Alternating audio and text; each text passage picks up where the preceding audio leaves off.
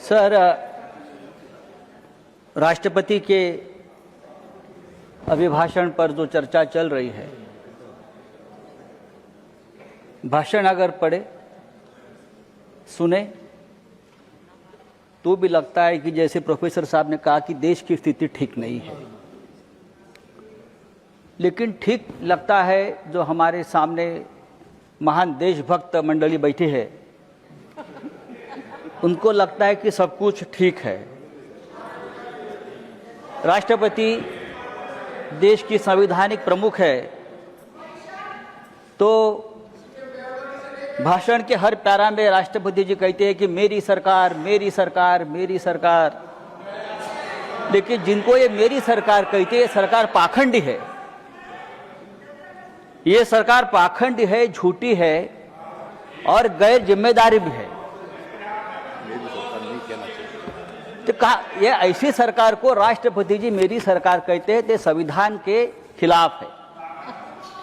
जो सरकार गैर संवैधानिक तरीके से बैठी है हर राज्य में, सर इस देश में मैं यहां से सुन रहा था डेमोक्रेसी की बात करते, कहां डेमोक्रेसी देश में बची है? न जुडिशरी है, न सोशल जस्टिस है।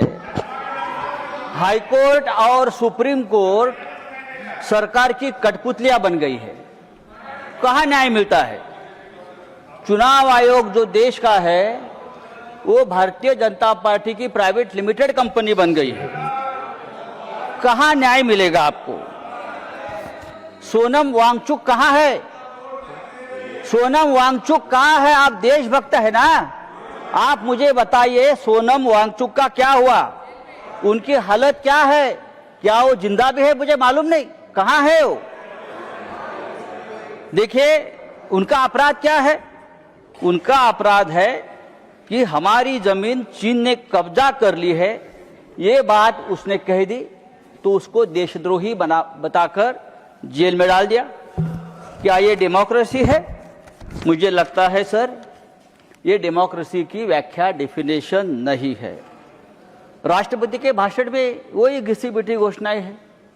नई बात क्या है आप मुझे बताइए। इतने साल से हम देखो गरीबों को सबसे ज्यादा रोजगार देने वाली मनरेगा, आपने नाम तो बदल दिया, लेकिन रोजगार की गारंटी भी आपने कम कर दी है।